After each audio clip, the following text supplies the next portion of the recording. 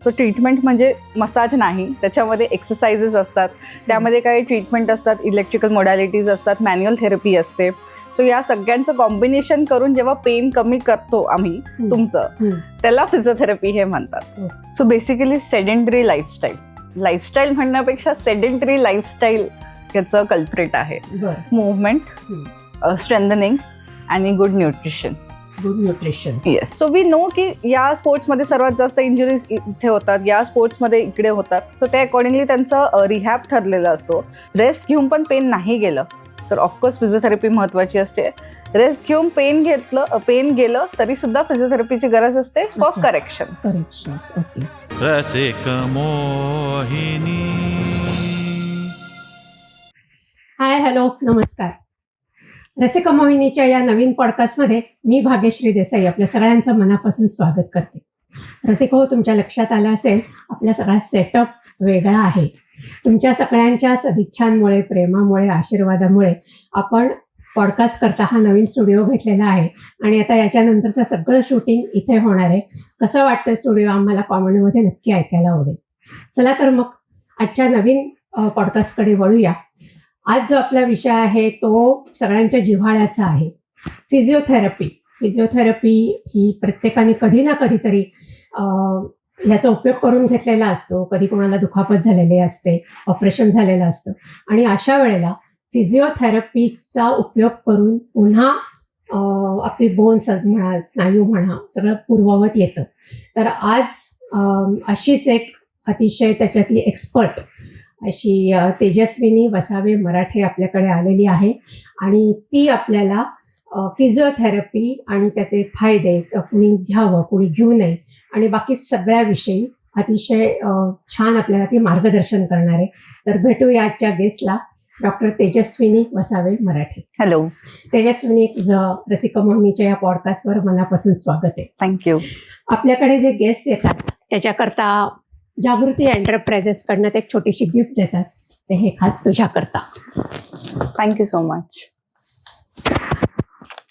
तर मला सांग की म्हणजे बेसिक पासूनच आपण सुरुवात करूया. फिजिओथेरपी म्हणजे नक्की काय? कारण सगळ्यांना असं वाटतं की फिजिओथेरपी म्हणजे फक्त एक्सरसाइज, फक्त मसाज, पण त्याचा तेवढा स्कोप आहे का, अजून काही आहे त्याच्यामध्ये, ते ऐकायला आवडेल. ओके. सो बेसिकली फिजिओथेरपी म्हणजे हे movement science. It's a myth की फिजिओथेरपी एक मसाज आहे. फिजिओथेरपी एक मुवमेंट सायन्स असतं. सो जसं आपले जॉईंट्स आहेत, मसल्स आहेत, नर्व्स आहेत, या सगळ्यांना कंट्रोल कोण करतं? आपलं ब्रेन. जेव्हा या कॉर्डिनेशनमध्ये किंवा या कंट्रोलमध्ये काहीतरी चुकतं आणि त्यामुळे पेन होतं किंवा काहीतरी इंजुरी होते खेळताना किंवा बसून काहीतरी चमक भरते, ते जेव्हा कॉर्डिनेशन बिघडतं त्याचं ते का होतंय, कशामुळे होतंय ते जाणून घ्यायचं, ते नीट ॲनालिसिस करावं आणि मग त्यावर ट्रीटमेंट करावं. सो ट्रीटमेंट म्हणजे मसाज नाही, त्याच्यामध्ये एक्सरसाइजेस असतात, त्यामध्ये काही ट्रीटमेंट असतात, इलेक्ट्रिकल मोडॅलिटीज असतात, मॅन्युअल थेरपी असते. सो या सगळ्यांचं कॉम्बिनेशन करून जेव्हा पेन कमी करतो आम्ही तुमचं, त्याला फिजिओथेरपी हे म्हणतात. अँड स्कोप म्हणजे it is not just limited to muscles, joint किंवा फक्त स्पोर्ट्स किंवा ऑर्थो रिलेटेड नाही. आता फिजिओथेरपी सगळीकडे आहे. तुम्ही न्यूरो पेशंट्स बघितले असेल, स्ट्रोक पेशंट्स, त्यांना चालायला त्रास होतो, सो त्याच्यामध्ये फिजिओथेरपी होतं. सर्जरी नंतर फिजिओथेरपी केली जाते. लहान बाळांचं, पिडियाट्रिकचं, ज्यांचं चालायला वेळ लागतं किंवा नीट चालत नाही, त्यांच्यासाठी फिजिओथेरपी असते. आपल्या लंग्स, फुफ्फुसांसाठी सुद्धा फिजिओथेरपी असतं.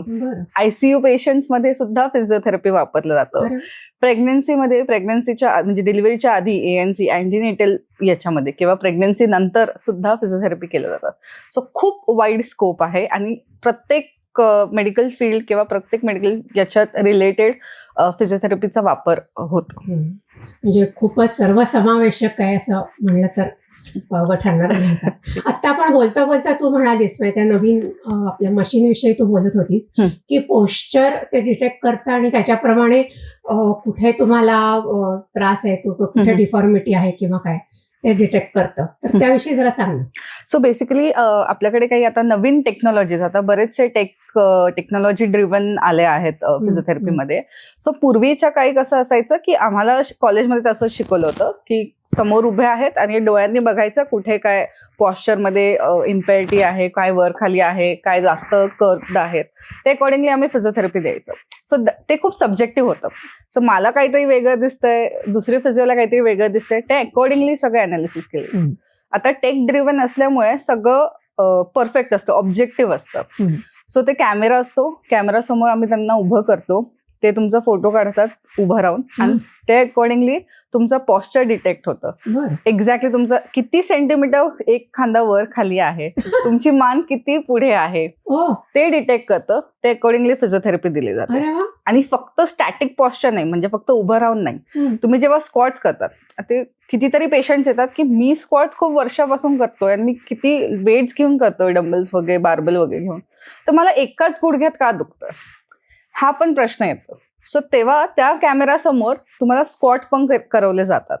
ते स्क्वॉट करवताना तुम्ही एका साईडला वजन देतायत का जास्त, तुम्ही हिप मधनं जास्त वागतायत की कमरेतनं जास्त वागतायत, तुमचं अँकल आणि नी किती बेंड होतंय, ते सुद्धा त्यात परफेक्ट अनालिसिस केलं जातं. आणि ते अकॉर्डिंगली मग तुमचं वायचं उत्तर आम्हाला परफेक्ट द्यावं लागतं. फारच म्हणजे खूपच ऍडव्हान्स्ड आहे टेक्नॉलॉजी. हो. अच्छा, मग मला सांग, ज्यांना काहीच होत नाहीये पण तरी सुद्धा आपण बघतो की तू आता म्हणलीस तसं काही काहींचं पोस्चरच असं काहीतरी विचित्र असतं, किंवा एक खांदा पडलेला किंवा एक बाजू अशी उतरती असते, तर अशा वेळेला उपयोग होतो त्याचा? हो, ऑफकोर्स.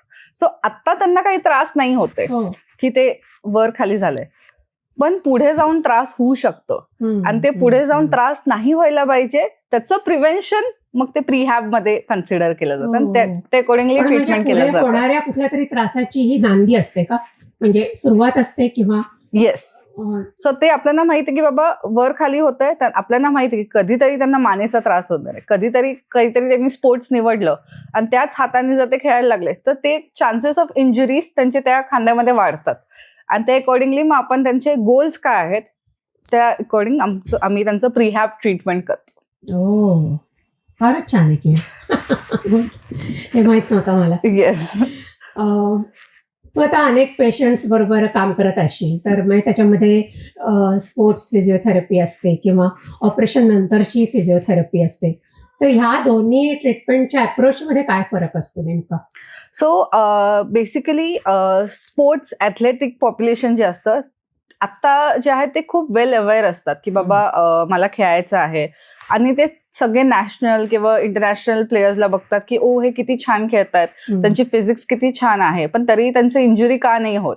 सो ते त्यांना बघतात आणि त्यांना ते प्रिव्हेन्शनमध्ये येतात की बाबा हे मला यांच्यासारखं खेळायचं आहे, पण त्यांचं टाइम ड्युरेशन असतं, त्यांच्यासाठी टाइम खूप महत्त्वाचं असतं, त्यांचं ट्रेनिंग टाइम खूप महत्त्वाचं असतं. जर कुठल्या इंजुरीमुळे, पेनमुळे तर त्यांचं ट्रेनिंग टाइम जात आहेत, सो ते दुसऱ्या कॉम्पिटिटरपेक्षा मागे जातात आणि ते त्यांना नको असतं. सो म्हणून त्यावेळेस त्यांचं प्रिव्हेन्शनमध्ये येतं. सो जस्ट जे त्यांचे कोच ट्रेनिंग घेतात, त्यांचं फिटनेस चालू असतं, त्याचबरोबर त्यांच्याबरोबर रेग्युलर फिजिओथेरपी काउन्सिलिंग पण चालू असतं की आता वी नो की फुटबॉलर्समध्ये अँकल इंजुरीज, नी इंजुरीज खूप होतात, कारण की त्यांच्या टेक्निक्स, त्यांचं फुटवर्क तेवढा असतो. म्हणून आमचं जे अप्रोच असतं towards football players that is different than a basketball player.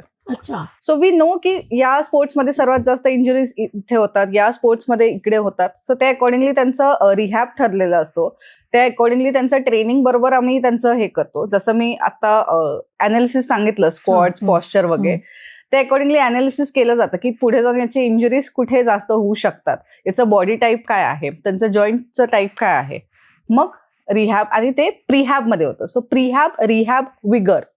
प्रीहॅब, yes. So prehab म्हणजे इंजुरी व्हायच्या आधीची तयारी, की इंजुरी नाही व्हायला हवं, व्हायलाच नाही पाहिजे म्हणून, किंवा कमीत कमी व्हायला हवं. रिहॅब म्हणजे आता इंजुरी झाली आहे, त्याला काही उपचार नाहीये, म्हणजे काही ऑप्शन नाहीये, बट ट्रीटमेंट करावं लागतं. So that comes under rehab. आणि vigor training is advance training of rehab, म्हणजे back to sports, back to gym. त्यांचे जे काही गोल्स आहेत की त्यांना एवढं ट्रेक करायचं आहे, ह्या टुर्नामेंट खेळायचं आहे, ते अकॉर्डिंगली त्यांचं विगर ट्रेनिंग केलं जातं.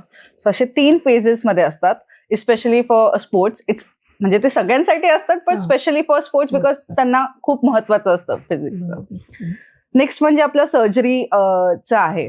सो सर्जरी नंतर आता सर्जन काय करतात की जे तुटलं आहे ते रिपेअर करतं, पण that is not the 100% solution. ते रिपेअरला परत आधीसारखं करायला फिजिओथेरपी असते. रिहॅब पुन्हा. येस. गुड शिकलात. सो ते पुन्हा तसं व्हावं त्यासाठी फिजिओथेरपी असते. सो जसं आपलं लहान बाळांना आपण बघतो, ते थोडं क्रॉल करतात, मग उभं राहायचं शिकतात, मग चालायचं शिकतात. So same thing after surgery असते. आपली बॉडी हळूहळू विसरते किंवा घाबरते की नाही मी आता असं केलं की मी परत इंजर होऊ शकतो. सो सर्जरी नंतर पुन्हा आपल्याला बेबी स्टेप्स घेऊन त्या बॉडीला रिट्रेन करावं लागतं की आता you can run, you can confidently walk, you can do, you can lift एवढे वजन. त्याचं कॉम्बिनेशन म्हणजे ते पोस्ट सर्जिकल रिहॅबिलिटेशन असतं. सो सर्जरी बरोबर फिजिओथेरपी तेवढीच महत्वाची आहे to get back to your normal life. पण मग याच्या बरोबर तुमचे सप्लिमेंट्स काही तुम्ही मेडिसिन्स किंवा विटामिन्स किंवा हे असतं का, म्हणजे त्याचं आणि याचं कॉम्बिनेशन म्हणून तुम्ही देता का, कसं असतं ते? सो आमचं काम असतं एक्सरसाइजेस आणि हे करून घेणं. न्यूट्रिशनिस्टचं काम असतं की तेवढ्याच प्रकारे त्यांचं न्यूट्रिशन द्यावं ज्या कोण त्यांची एनर्जी लेवल्स मेंटेन राहावं. डॉक्टरांचं काम असतं की मेडिसिन्स द्यावं म्हणजे रिकव्हरी आतमधून व्यवस्थित व्हावं. So it is a holistic approach की सगळ्यांचं एक कॉर्डिनेशन पाहिजे. येस. नुसतं एकावर डिपेंडंट होऊन नाही चालत, सगळ्यांचं कॉम्बिनेशन असतं. आजकाल आपण बघतो की प्रत्येक घरामध्ये कुठे ना कुठेतरी कुणाला तरी बॅक पेन असतो, नेक पेन असतो, नी पेन असतं. तर म्हणजे एवढे सगळे प्रॉब्लेम्स वाढण्यामागचं काय कारण असेल? लाईफस्टाईल असेल का दुसरं काही कारण तुला वाटतं? सो बेसिकली सेडेंटरी लाईफस्टाईल म्हणण्यापेक्षा सेडेंटरी लाईफस्टाईल याचं कल्प्रिट आहे. कारण आजकालचं बसून काम करण्याचं रुटीन तसंच झालं. सकाळी उठले, ऑफिसला जायची घाई, 8 ते 10 तास ऑफिसमध्ये बसणं, त्यानंतर परत येणं आणि मग घरी आल्यावर ते दमती बॉडी आणि परत टीव्ही समोरच बसतो. सो दिवसभर बसूनच असतात. आणि बॉडी म्हणजे मला वाटतं मेंदू दाबतो. येस. बॉडीला काही एक्सरसाइजेस नसतो तसंही. तर मग ते फटीग मध्ये जातात. सो ते त्यांच्यामध्ये एनर्जीच नसते, त्यांची न्यूट्रिशन डेफिशियन्सी असते, if they are not following good diet. त्यांचं एक्सरसाइज न केल्यामुळे सगळं स्टिफनेस असतं आणि नुसतं स्ट्रेस असतं कामाचं की हे त्यांचं टार्गेट असतं, हे करायचं आज, काही करून संपायचं. एवढे कॉल्स असतात, एवढं ते ब्रेन स्क्रीनवर बघायचं, कंटिन्युअस हिअरिंग, परत कोऑर्डिनेशन, हे सगळ्यामुळे बॉडी दमते. आणि मग हे सगळं सेडेंटरी लाईफस्टाईल पुढे जाऊन आपल्याला त्रास देतं. सो बेसिकली आता हे मी 2 पार्ट्समध्ये डिवाइड करते. सो एक आहेत ऑफिस गोअर्स आणि एक आहेत home makers. So home makers असे बोलतील मी तर ऑफिसला जात नाही, मग मला का त्रास, मी काय एक्सरसाइज करू, पण त्यांना पण गरज असते. सो एक सेडेंटरी लाईफस्टाईल की बाबा बसून काम करून त्यांची इंजुरी होते. दुसरं म्हणजे सारखं त्याच गोष्टीवरून काम करणं पण इंजर करू शकते.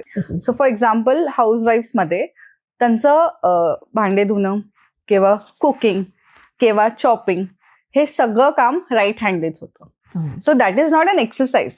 ते काम करतात आणि ते एकाच हाताने काम करतात आणि त्यामुळे मसल्सचं ओव्हरयूज होतं.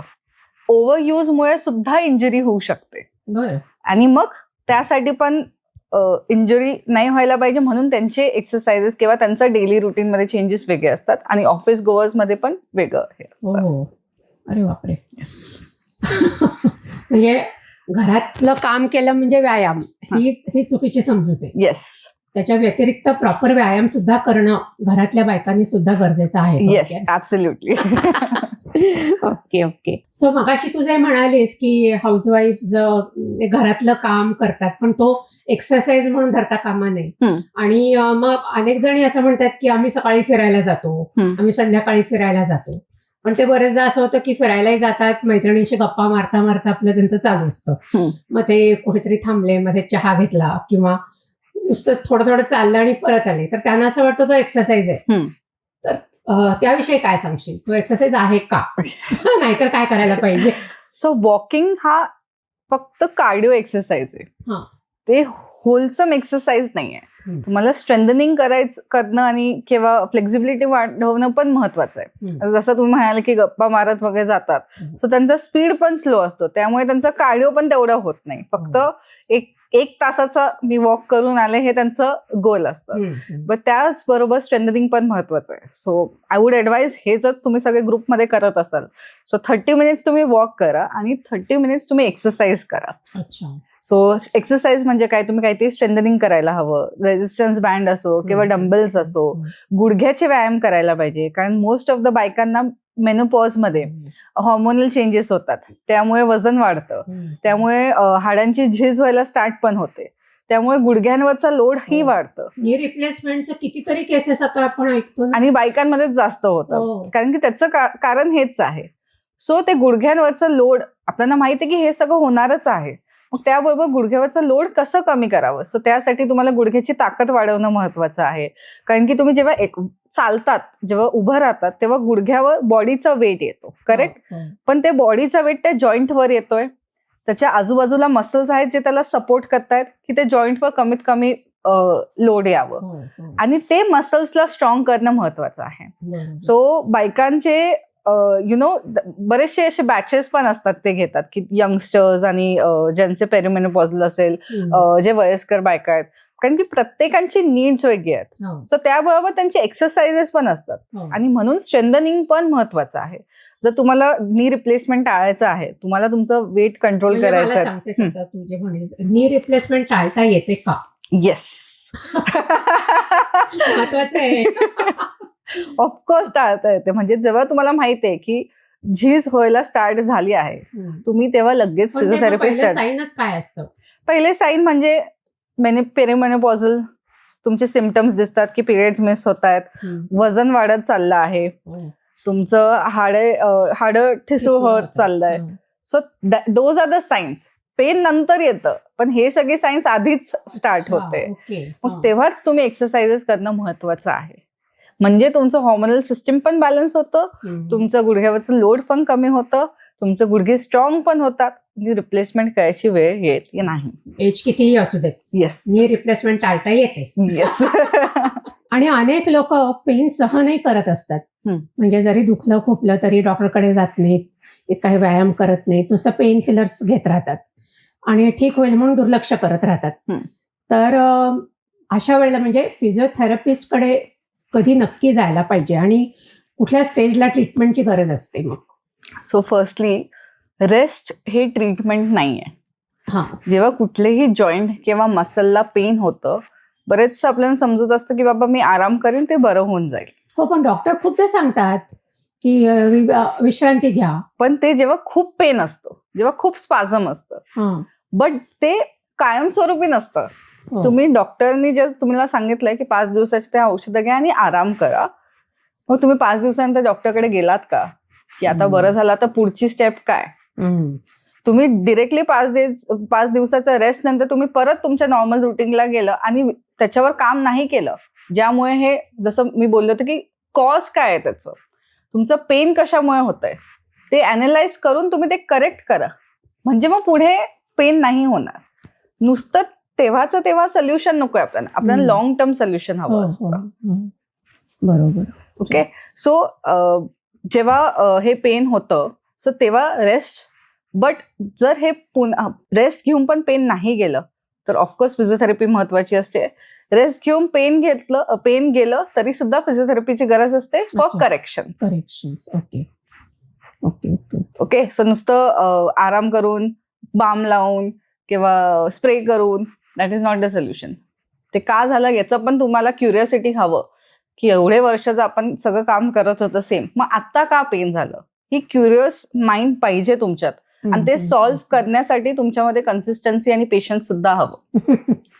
नाही, आणि तेच म्हणजे तो अवेअरनेस पाहिजे की आता मला फिजिओथेरपिस्टची गरज आहे, नाहीतर मग नुसतं आपल्या घरात बसल्या पेन किलर्स. कारण खूपदा आपण बघतो अगं कॉम्बिफ्लॅम आणि असले पेन किलर्स घेऊन लोक अंगावर काढत असतात, आणि मग त्याचे नंतर रिपरकेशन्स फार वाईट होतात तसे, नाही का? एक्झॅक्टली.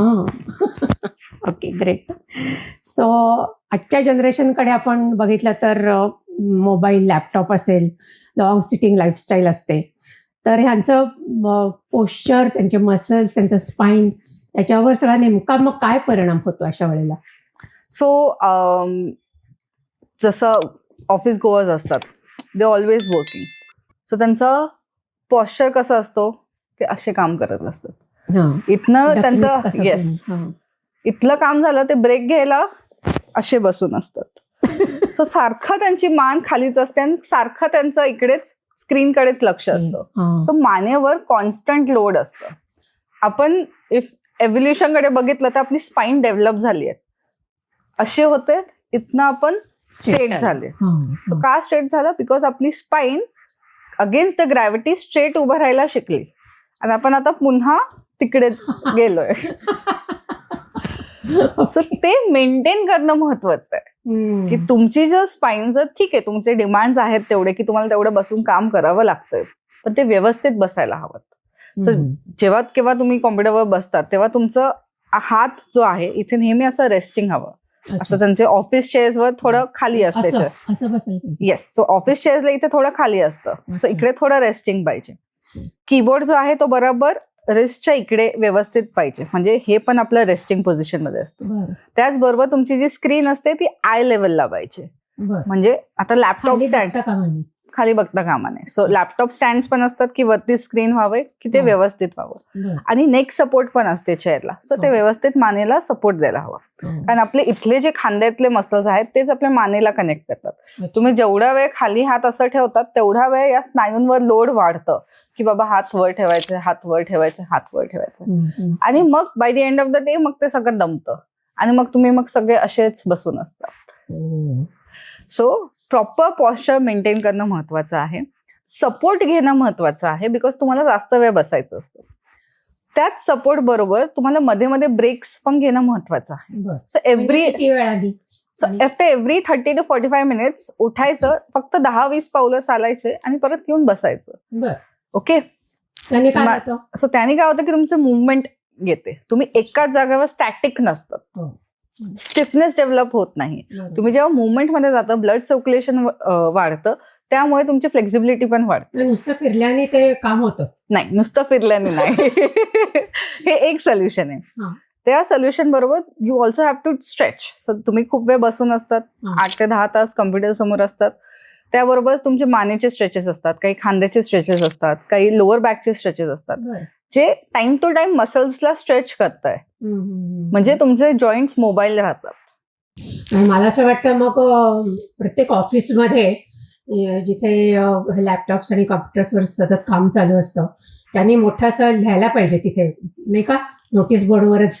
करेक्ट. की तुम्ही अर्ध्या तासाआधी प्रत्येकाने 10-15 मिनिटं काहीतरी एक लाईट एक्सरसाइज का होईना करायला पाहिजे, मोबिलिटी वाढण्याच्या दृष्टीने. येस, सो बरेच ऑफिसेसमध्ये मी असं अर्गोनॉमिक सेमिनार्स घेतलेत, ज्यामध्ये मी हे समजवलं आहे की काय होऊ शकतं खूप वेळ बसून, कसं अवॉइड करायला पाहिजे.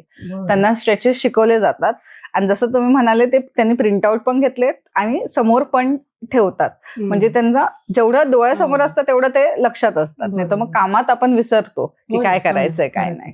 आणि असं म्हणतात ना की पाणी प्यायला सुद्धा तुम्ही म्हणजे ठरवून 20-25 मिनिटांनी पाणी पण प्यायला पाहिजे. एक्झॅक्टली, तसंच हे सुद्धा मला वाटतं बरोबर. सो तेव्हाच मग छोटी बॉटल घ्यायची डेस्कवर, ती संपवायची आणि तीच रिफिल करायला परत जायचं. सो तेवढ्यात ते वॉक पण होतं, तुमचं हायड्रेशन पण होतंय. अगं याच्यावरनं मला एक आता जस्ट विचारावं असं वाटतंय, क्रॅम्प्स खूप म्हणजे काय मसल टायटनिंग किंवा क्रॅम्प्स कॅचेस खूप येतात लोकांना, म्हणजे एस्पेशली आय थिंक 30-40 नंतर हे समस्या जास्त असते, प्रॉब्लेम. फिजिओथेरपीने याच्यामध्ये काही फरक पडू शकतो का? सो फिजिओथेरपी मी जसं म्हणाले की मुवमेंट महत्वाचं आहे, त्याबरोबर हायड्रेशन पण महत्वाचं आहे. सो क्रॅम्प्स काय येतात जेव्हा तुमच्या मसल्सला व्यवस्थित पाणी नाही मिळालं, व्यवस्थित सॉल्ट्स अँड शुगर्स नाही मिळाले, ज्यामुळे आपले फंक्शनिंग आणि पंपिंग मसल्स नीट होतं, ते कमी पडतं, त्यामुळे क्रॅम्प्स जास्त येतात. खूप वेळ उभं राहण्याचं काम असेल, खूप वेळ हिल्स घालून जर उभे असतील किंवा कॉन्स्टंट स्टँडिंग वर्क असेल, जसं शॉप ओनर्सचं वगैरे असतं, त्यांना पोटऱ्यांमध्ये क्रॅम्प येतात, कारण की पोटऱ्यांवरचा लोड वाढतं. सो हा. त्यासाठी पण स्ट्रेचेस मध्ये मध्ये असतात की जे करणं महत्वाचं असतं, बरं. पाणी पण महत्वाचं असतं. सो हे लाईफस्टाईल चेंजेस आहेत, असं त्याला वन टाइम सोल्युशन नाही की क्रॅम्प आलं की आता मी ट्रीटमेंट घेतलं आता मला कधी क्रॅम्प येणार नाही, असं नसतं. पण ते असं रेग्युलर म्हणतात की magnesium deficiency, potassium deficiency, B12 deficiency असते म्हणून ते क्रॅम्प्स येतात. So these are the root cause की त्याच्यामुळे पण होऊ शकतं. आणि हे ज्यांना डेफिशियन्सी नसते त्यांना पण क्रॅम्प येतं, सो त्यांचं डिहायड्रेशनमुळे सुद्धा होऊ शकतं. हो का? सो न्यूट्रिशन, फिजिओथेरपी हे सगळं एकत्र काम करतं.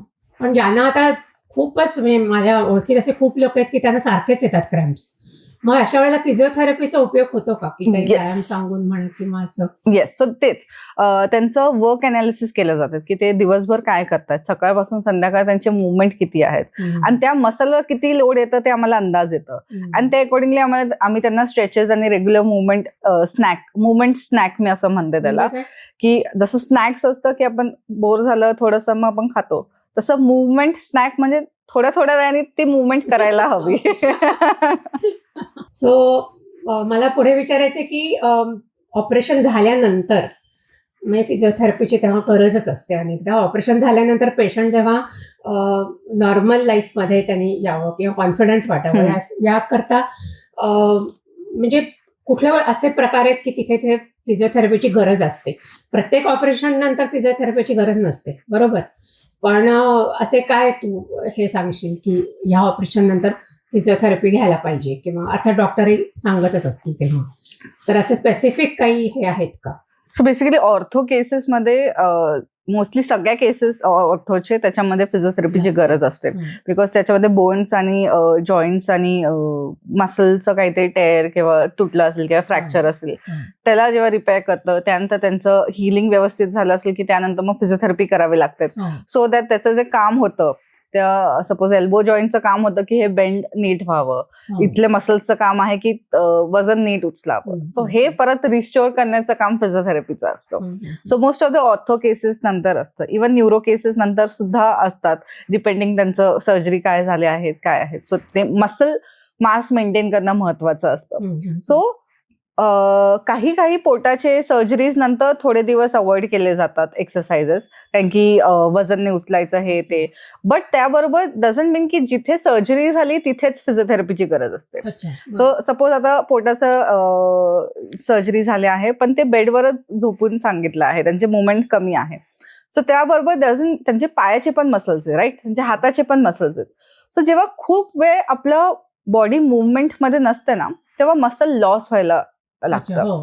आणि मग नंतर मग जेव्हा डॉक्टर परमिशन देते की नाही आता तुम्ही चालू शकता, तुम्ही मुवमेंट करू शकतात, अचानक वजन जेव्हा आपण बॉडीचं वेट त्या जॉईंटवर पडतं ते वजन घेता यायला हवं त्या जॉईंटला, ते शिकवायला फिजिओथेरपी असतं. बरोबर. ओके. सो दॅट टाइम मग त्यांचे पायाचे हाताचे पण व्यायाम केले जातात की त्यांचा मसल मास लूज नाही व्हायला पाहिजे आणि ते मेंटेन ठेवायचं काम फिजिओथेरपीचं असतं. म्हणजे जेव्हा परमिशन मिळते परत उभं राहून चालायची तेव्हा त्यांचं बॉडी जी असते ती रेडी असते की ते वजन पुन्हा घेऊ शकतं. अच्छा.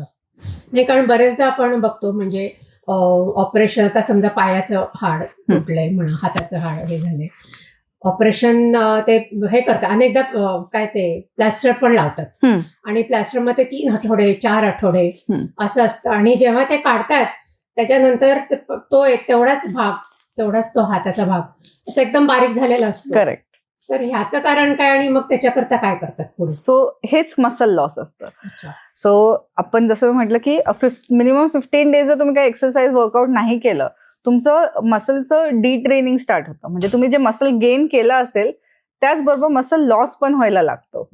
सो नॉर्मली सुद्धा जेव्हा जिम गोअर्स, जेव्हा स्पोर्ट्समॅन किंवा जिम मध्ये जे जातात लोक, तुम्ही त्यांना बघितलात की ते म्हणतात की नाही मी तर किती वर्षांपासून करतात, तर 15 दिवस मी ट्रिपवर गेलो आणि मग परत मी आलो आणि मग मी काहीतरी वजन उचलायला गेलो की मला खूप कठीण गेलं किंवा नाही जमत आहे आणि त्यामुळे मला इंजुरी झाली किंवा स्पाझम आलं. सो त्याचं कारण हेच आहे, बिकॉज तुम्ही जेवढं गेन केलं होतं त्याचं डिट्रेनिंग फेज चालू झाला आहे. So whenever you have to start again, तुम्हाला थोडं you have to take steps back and start. तुम्ही परत जसं जाताना 100 किलो वजन उचललं, आल्यावर लगेच 100 किलो वजन उचलता येत नाही. So you have to start a little slower. ते परत तुमच्या बॉडीला शिकवावं लागतं की बाबा नाही, नाव यू आर प्रिपेअर्ड, आणि then you can start again. So fracture- एवढा फरक पडतो. हा म्हणजे स्टार्ट होते, ओके. डिट्रेनिंग फेज स्टार्ट होते. सो जसं तुम्ही फ्रॅक्चरचं म्हणाला तर ते प्लास्टर लावलं आहे ते 6 to 8 weeks आपण लावतो, कारण फ्रॅक्चर हिलिंगला तेवढा वेळ लागतो. 6 to 8 weeks त्या हाताची किंवा जे काही फ्रॅक्चरची साईट आहे तिथे मुवमेंट नाही झालं. सो इमॅजिन तो मसल लॉस किती झालाय, म्हणून तुम्हाला तो एकदम असं थिन दिसायला लागतो. सो तो थिन दिसण्याचं कारण म्हणजे तुमचा तिथला मसल लॉस झाला आहे. आणि मग then we start training the muscle, मग तिथली स्ट्रेंथनिंग करतो, मग ते मसल गेन करतो. सो नुसतं फ्रॅक्चर नंतर नाही, इव्हन ACL नंतर बरेचसे पेशंट म्हणतात की एक पाय बारीक दिसतो आणि एक पाय नॉर्मल दिसतो. सो बिकॉज तिथला मसल स्ट्रेंथ तेवढी नाहीये जेवढे दुसऱ्या पायाची. सो ते परत ते शिकवायचं काम फिजिओथेरपिस्टचं असतं. परत ते तिकडे नॉर्मल पायाला व्यायाम असतो का मग पूर्ण दोन्ही पायांना व्यायाम द्यायला? दोन्ही पायाला व्यायाम असतात, पण दोन्ही पायाचे थोडे वेगवेगळे व्यायाम असतात. कारण की जर इंजर्ड पाय आहे सो म्हणजे दुसरा पाय जास्त वजन घेतोय, बॉडीचा वेट त्याच्यावर पडतोय, म्हणजे त्याला पण पुढे जाऊन इंजुरी होऊ शकते. सो ती व्हायला नाही पाहिजे म्हणून त्याचा व्यायाम असतो. आणि याचं रिपेअरचं असतो की याच्यामध्ये ऑलरेडी जे फंक्शन आता होते ते आता थोडे लॉस झाले आहेत की ते परत रिस्टोअर करायचं काम फिजिओथेरपिस्टचं असतं. सो दोघींचाही व्यायाम असतात, फक्त वेगवेगळे असतात.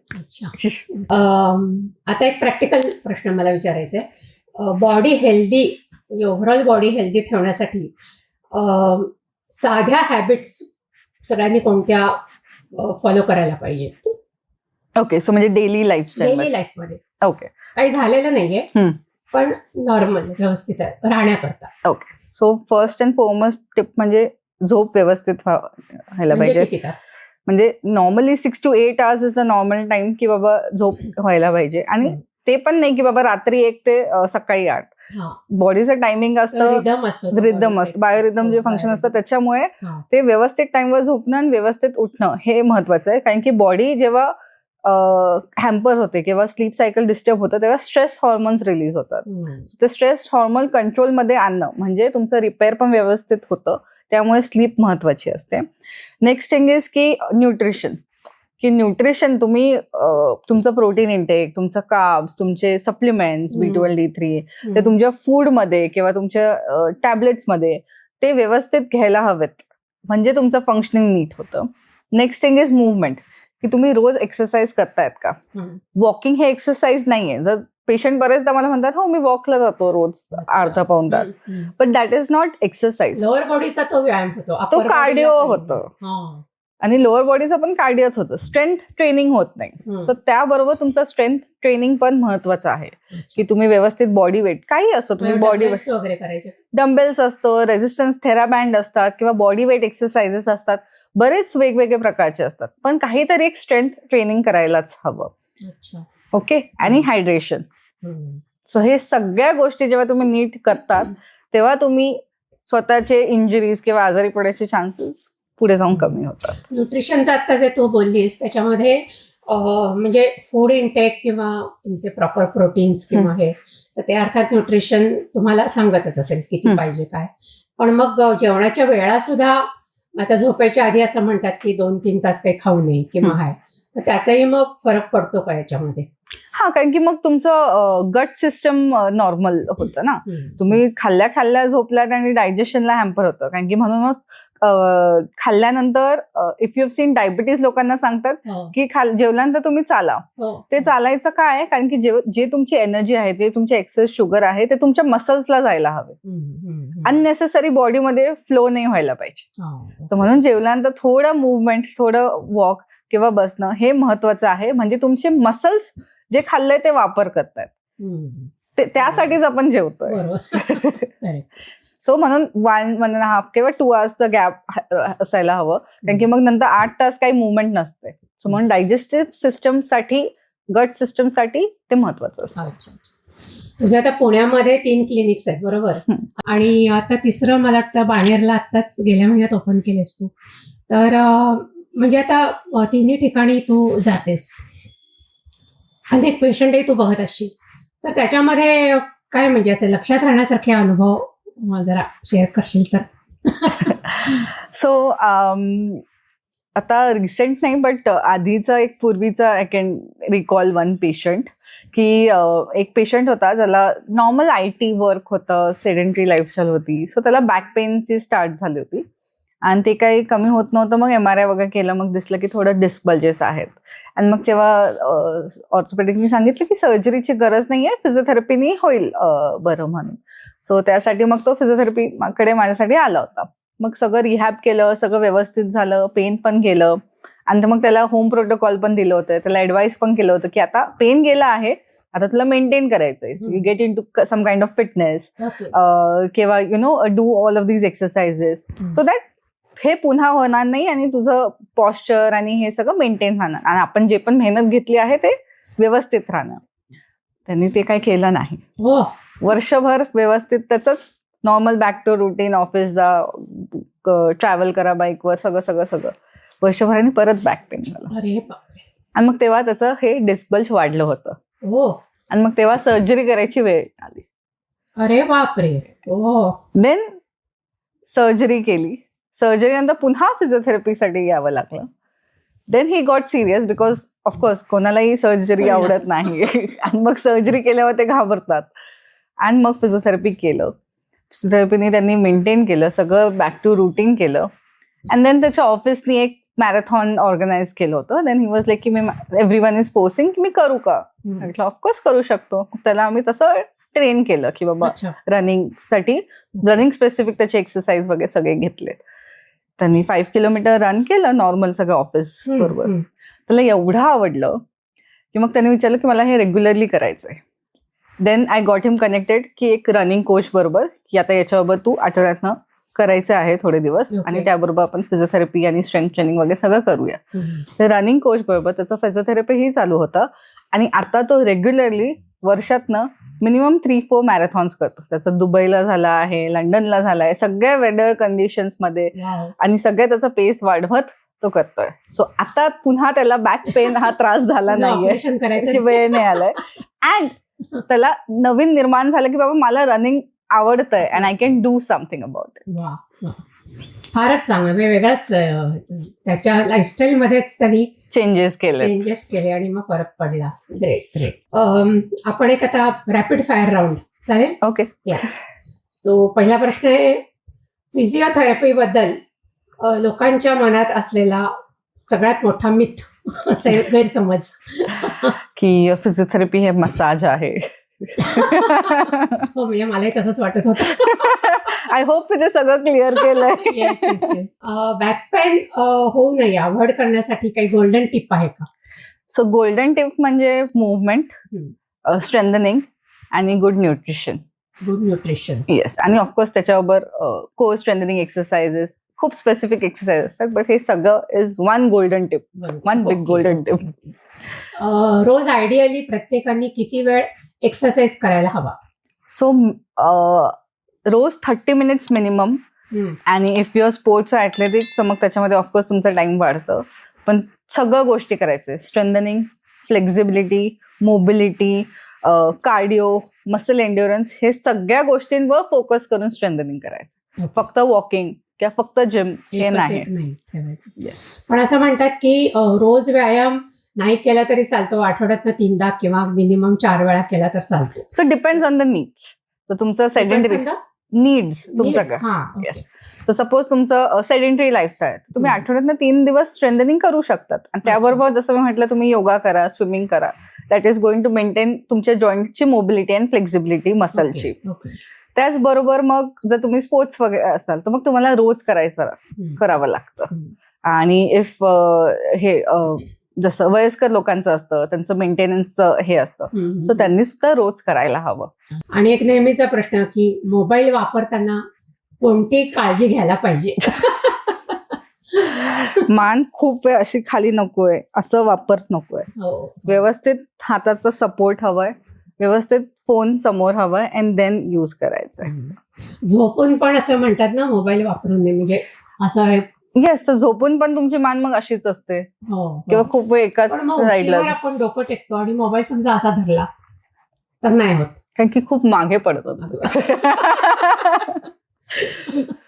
ओके, म्हणजे तसंही झोपून ते आणि चुकीचंच आहे असं म्हणतात. येस, डोळ्यांना सुद्धा मे बी त्याचा त्रास होऊ शकतो. ऑफकोर्स. मग इव्हन जे फोन नाही वापरत, ज्यांना पुस्तक वाचायची सवय हो असते, हो, ते सुद्धा झोपून बरेच 2-3 किंवा तास तसे कडेला असतात. असं येस, रेलून वाचतात. सो खुर्ची त्याने घेऊन सुद्धा मान दुखू व्यवस्थित, शकते बरेचदा. So, खुर्चीवर व्यवस्थित बसून सपोर्ट घेऊन करायला हवं. आणि मध्ये मध्ये ब्रेक्स. बरोबर. हा, मध्ये नेहमी 30 मिनिटांनंतरचा. येस, ते तर आहेतच. आणि last one, healthy body and healthy mind याच्याकरता 1 टिप. एक्सरसाइज.